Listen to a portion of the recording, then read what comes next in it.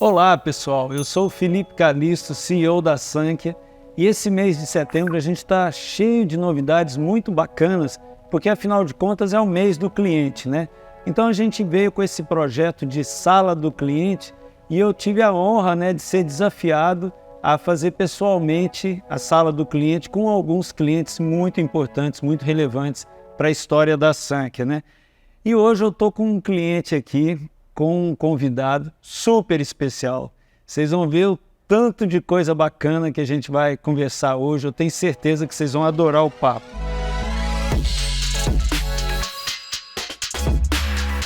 Toda quinta-feira nós vamos estar apresentando um bate-papo gostoso e descontraído com um cliente, ouvindo e aprendendo com eles, ok? Bom, sem mais delongas, eu queria apresentar para vocês hoje o Alexandre de Castro Naves, que aqui na Sankhya também é conhecido como o Alexandre da Castro Naves, né? O Alexandre, gente, ele é um dos empreendedores e empresários que eu mais admiro. Ele tem uma capacidade de empreender e uma capacidade de estruturar, de organizar como ninguém. A gente vive abusando, da Castro Naves e do Alexandre para testar novas ferramentas, porque colocando na mão dele, ele vai lá, organiza, ele tem uma capacidade de estruturação muito grande. E seja muito bem-vindo, Alexandre. Muito obrigado por ter aceito o nosso convite. É um prazer, uma honra estar aqui com vocês, estar aqui podendo compartilhar um pouquinho da experiência que nós trilhamos juntos, né? Bacana.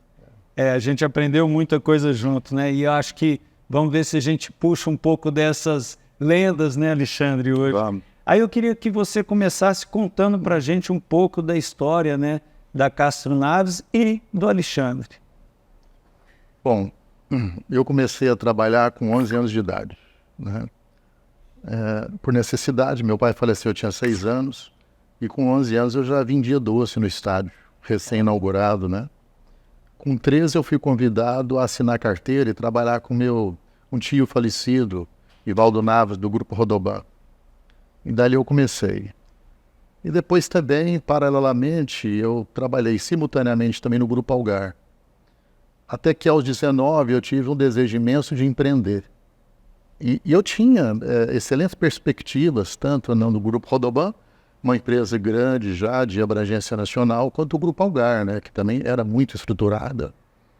Eu vinha crescendo muito no Algar, já tinha realizado umas 4 ou 5 ascensões, tinha uma proposta de estudar na França, mas o desejo de empreender, independente do tamanho, estava falando muito mais alto.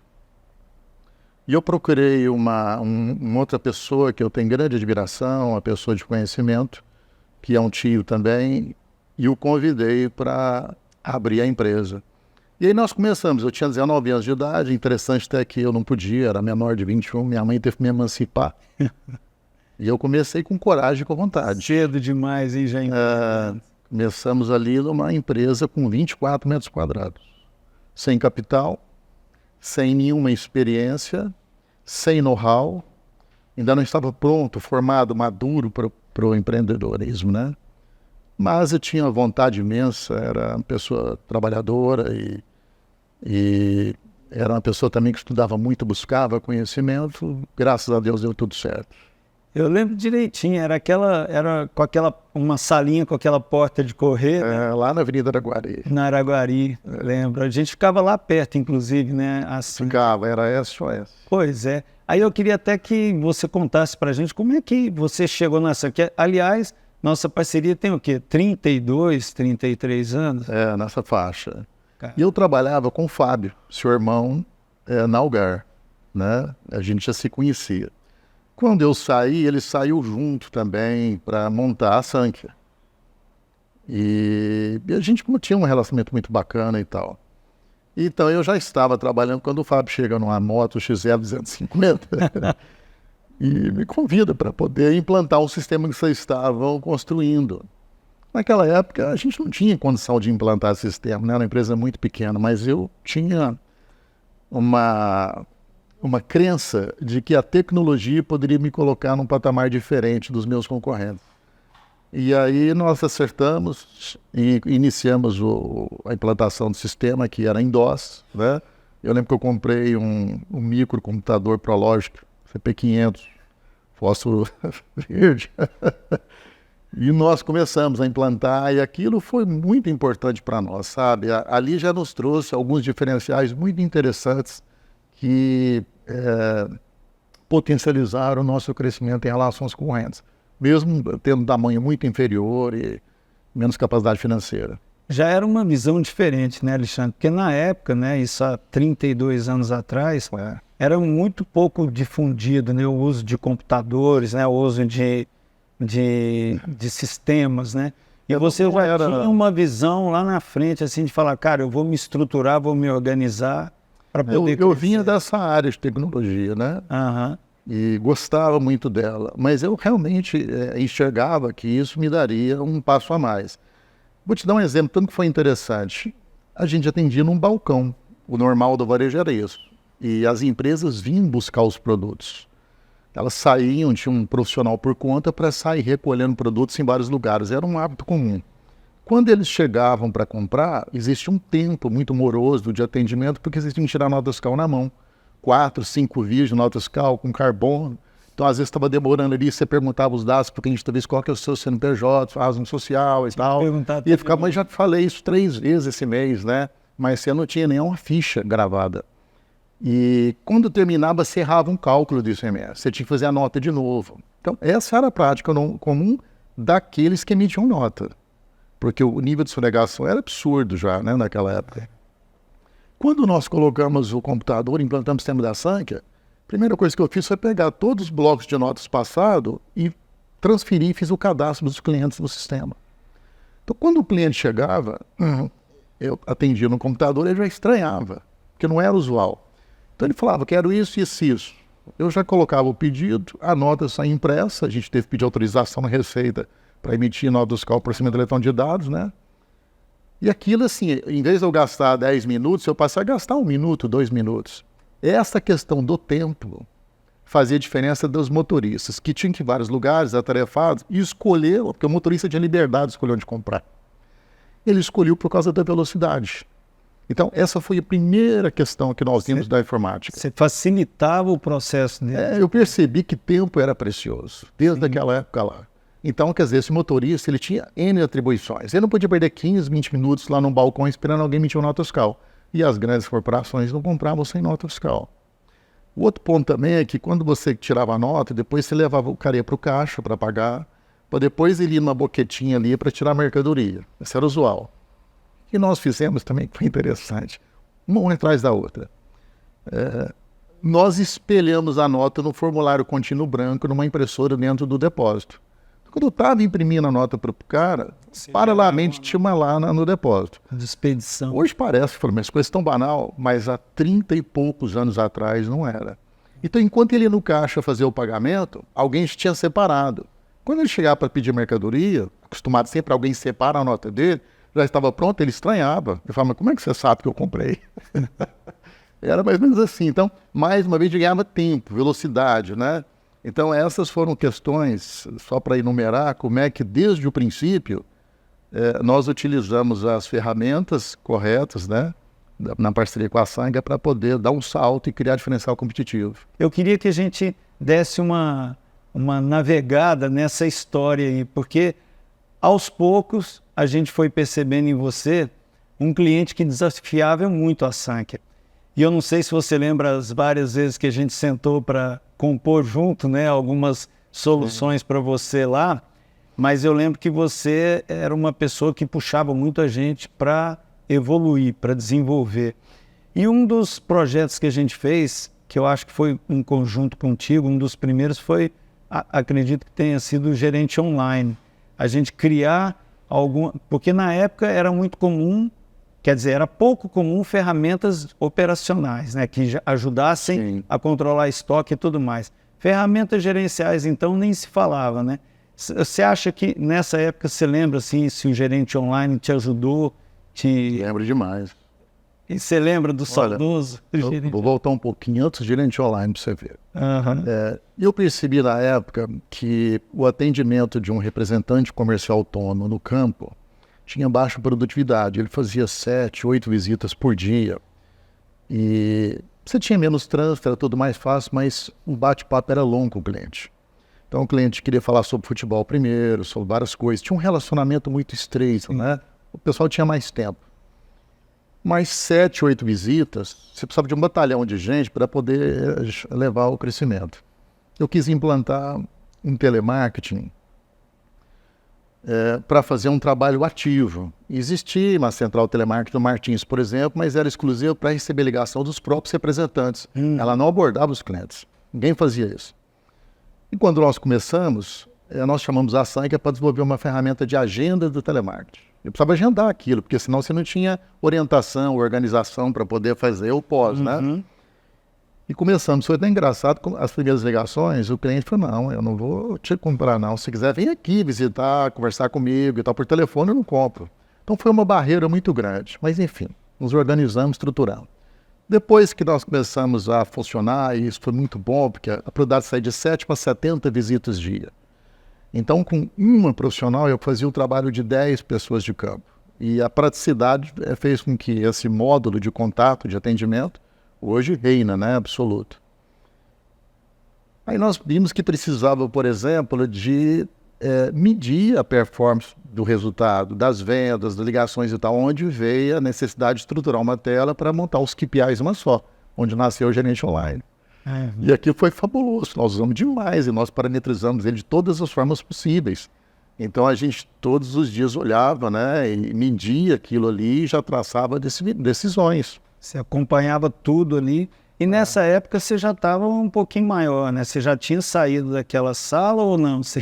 Nós já tínhamos saído, nós já estávamos na Avenida Afonso Pena num galpão de 800 metros quadrados. Né? Porque a gente foi trilhando, saí de 25 para 50, 75. Fomos ocupando as salas em volta, até que depois partimos direto para um de 800. Queria que você contasse mais um marco assim que você viu que fala, cara, teve um momento que eu implementei determinada política na empresa, como, por exemplo, quando você começou o pedido eletrônico, o WMS, né, hoje fazendo uma melhor gestão do seu armazém, independente de ferramenta, tal. Estou falando mais de filosofia, que eu lembro que você trazia muitas ideias, né, como aquela questão de tabelas regionais, né, que em algumas regiões você tinha um concorrente mais agressivo. Conta pra gente um pouco dessas experiências que você viveu aí. Eu lembro uma que me marcou muito e trouxe uma mudança de rota para a empresa. Foi quando você tem mais de 20 anos, né? Estudando o conceito de margem de contribuição, e nós procuramos um professor da UF que tinha um trabalho muito bem desenvolvido. Isso não era usual na administração. O pessoal trabalhava receita e olhava a última linha do balanço. Mas o conceito de margem, quando bem aplicado, ele é extremamente interessante, principalmente depois que você passa do ponto de equilíbrio. Todo o resultado vai para a última linha do balanço. Nos dava uma condição de ter uma performance mais agressiva depois de um determinado período do mês, que já estava com as contas pagas. A gente acelerava muito ali. E nós procuramos a Sanca, na época, foi o Manuel, que estava coordenando a programação, que hoje é sócio da Sanca, acionista, né? E nós desenvolvemos isso mudou a cultura, porque as pessoas procuravam venda, mas muitas vezes essa receita não tinha rentabilidade, estava vendendo um commodity, com uma margem muito sacrificada para ser uma espécie de boi de piranha, para atrair vendas, e no final não deixava nada, e quanto mais vendia, pior era. E aí nós criamos o seguinte, a gente precisa inverter a curva, né? Então a gente precisa ter uma curva ABC de rentabilidade, diferente. E nós fizemos isso, criamos um sistema de precificação numa fórmula que também foi criada, bem mais parruda, diferente, o pessoal marcava um markup só, para todos os produtos, também era usual isso. Era comum. E nós criamos um markup de diferença de produto, dependendo da oferta e demanda, né? Como é que era o grau de concorrência no produto. Qual tinha mais concorrência. Exatamente. Com isso, nós criamos patamares de margens de condição diferentes, nivelamos eles, passamos a pagar comissões diferentes. Baseado na margem. Na margem. No valor da... Exatamente. E começamos a incentivar, e as metas passaram a ser por margem de comissão e não mais por receita. Muitas vezes eu tinha profissionais com vendas menores, mas deixando resultados muito maiores para a empresa.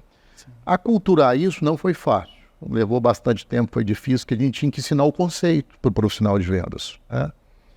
Mas o sistema nos ajudava porque ele passou no gerente online também trazer os resultados por margem de contribuição desdobrados por vendedores.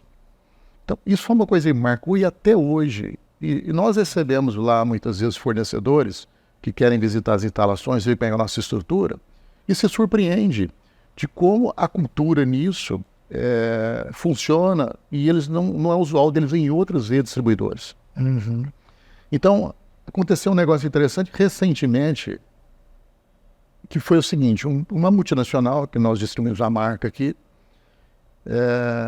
me ligou e falou, olha, qual o estoque você tem do produto X? Eu falei, tanto. Falou assim, eu vou te dar um rebate de tantos por cento, quero que você baixe amanhã, vamos fazer uma ação promocional para fechar o mês com volume 100% maior. Ok, nós descemos o preço, instantaneamente. Mas tem que lembrar que o meu custo de entrada era o mesmo, o rebate vinha depois. Uhum. Então, quando você faz a apuração da margem de contribuição, a margem lá embaixo. Ok. Esqueci, passei para a área comercial, passou uma semana e falou assim, tem alguma coisa errada. A sua venda despencou, te deu um preço maravilhoso, você está estocado, por que não vende? E eu fui atrás lá e eu entendi que o time, né, a primeira coisa que eu vi é que o produto semelhante de outra marca disparou a venda.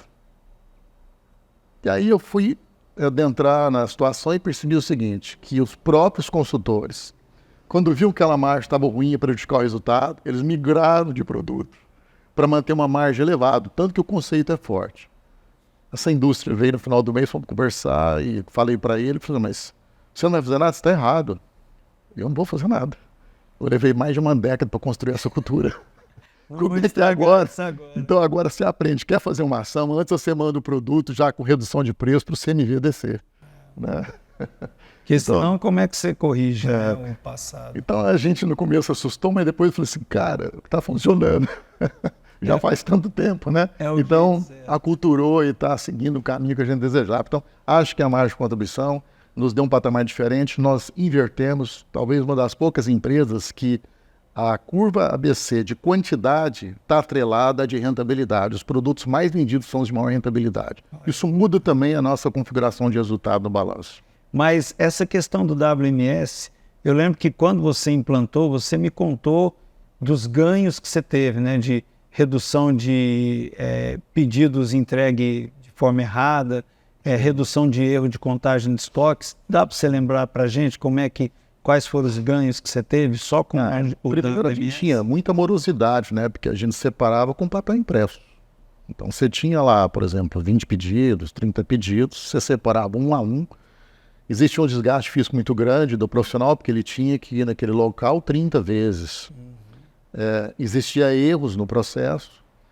Muitas vezes o cara que ia separar não era o mesmo que tinha guardado quando recebeu, então não sabia onde que estava. Mesmo se era um depósito pequeno. Ele tinha que ficar procurando. Então aquilo era muito moroso. Os erros, quando você levava esse erro para o cliente, eu tinha que depois mandar um veículo e buscar para trocar, levar o outro. Esse vai e vem com transportes todos acompanhados de notas fiscais, seja de retorno da remessa, de venda e tudo mais. Era um processo caro, custoso, demorado, ineficiente, né? E o desgaste com o cliente, né? Que chegava ao mercado. Criava muito atrito. E era uma coisa que para nós era muito prejudicial pela maneira que a gente estava posicionando a marca.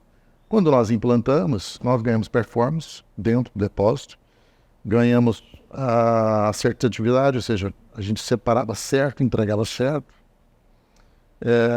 Ficou muito mais organizado o depósito e a gente voltou a trabalhar a questão de tempo, velocidade de entrega. Então, como eu ganhei tempo no processo interno de recebimento e armazenagem, separação, conferência e expedição, e aí o transporte era o mesmo, eu reduzi muito o tempo de entrega, nos colocou na frente de novo. Porque todo mundo preocupa com o tempo, você tem pressa das coisas. O nosso produto é um produto, cara, ele vai pedir quando ele vai na impressora, acabou a última resma de papel A4. Precisa rapidinho. Ele fala, eu tenho pressa, não dá para esperar. Para encerrar, né, eu queria te dizer o seguinte, que na Sank a gente acredita, né, o nosso propósito, inclusive, é de transformar a sociedade através da gestão. nesses 32 anos aí de parceria, que não dá nem para mensurar, né? Mas se você puder dar uma noção de quanto você cresceu, né? Que eu lembro realmente que era uma salinha de 24 metros, hoje é uma empresa, né? Um distribuidor e atacadista admirado e respeitado, não só pelo tamanho, mas pelo nível de organização e de qualidade de serviço. Eu queria que você desse para a gente uma noção de o quanto a gente contribuiu com a história da Castro Naves e o quanto que você hoje cresceu, lógico, por méritos seus e da sua equipe. Mas a gente tem que ter uma palavra muito forte, chama gratidão. Eu tenho muita gratidão por todos os parceiros que me apoiaram e que nos conduziram para o que nós nos tornamos hoje. Não é uma empresa grande, mas é uma empresa admirada, né? Seja a própria Sankia, seja outros fornecedores que apostaram na gente lá atrás. A gente não faz nada sozinho, a gente faz com os outros. Mas hoje nós atendemos mais de 5.000 municípios no Brasil, a gente tem a dimensão nacional em termos de atendimento, temos contratos no Nordeste, em vários lugares. Nós temos mais de 60.000 clientes atendidos na base, né? Uma base grande, cresceu. É uma base que reúne mais de 300 das 500 maiores do Brasil, mas também nós temos uma base pulverizada do micro e pequeno empresário, que está lá conosco. Então é bem diversificado, uma empresa omnichannel, né? Com pilares muito sólidos de sustentação, um NPS muito elevado. A gente mede os tempo inteiros, para nós é super importante. Nessa omnicanalidade, nós temos rede de lojas, nós temos setor de atacado, que a gente trabalha a revenda, vendendo para quem compra o produto para revender. Nós temos o processo de distribuição para o mercado corporativo, ou seja, por meio eletrônico, uma plataforma B2C, B2B ou marketplace. Atendemos pelo WhatsApp, business também.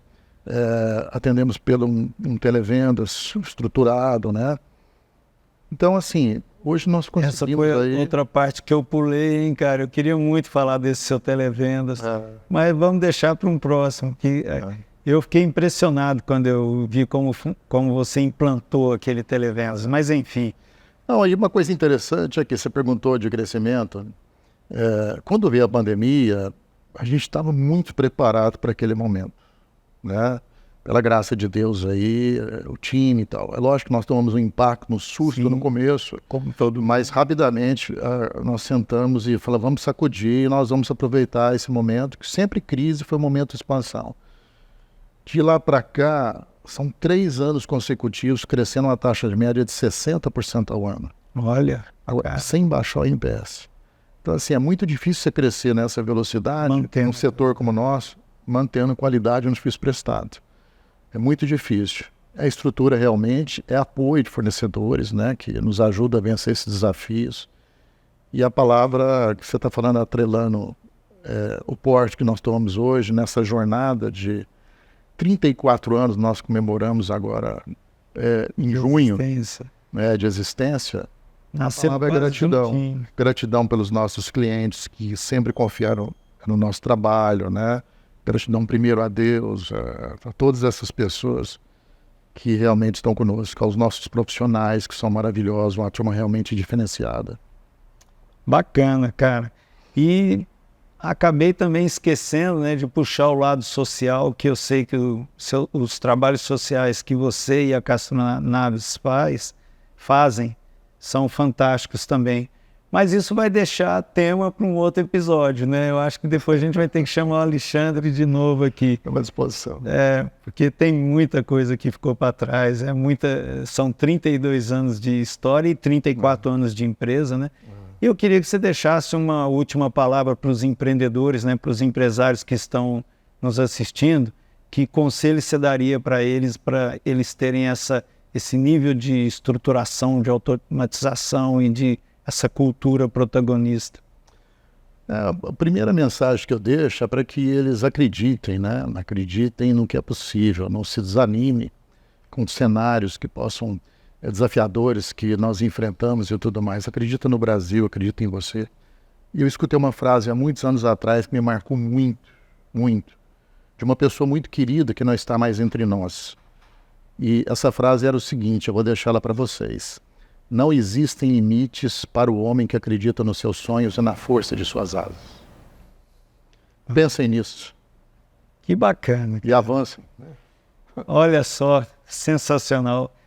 Obrigado, Alexandre. Muito obrigado, tá, pela sua disponibilidade, né, e por você compartilhar com a gente, né, todo esse conhecimento. Esse foi mais um episódio, né, da Sala do Cliente. Sensacional. Eu não sei o que vocês sentiram, mas eu curti muito. Eu que já conheço muito a história do Alexandre e da Castro Naves, adorei, né, reviver alguns momentos aqui, alguns detalhes da história.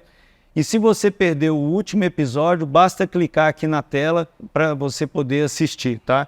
E não se esqueça de se inscrever no nosso canal para que você possa acompanhar, né, e ficar por dentro de todas as novidades, tá bom? Então, forte abraço e até a próxima.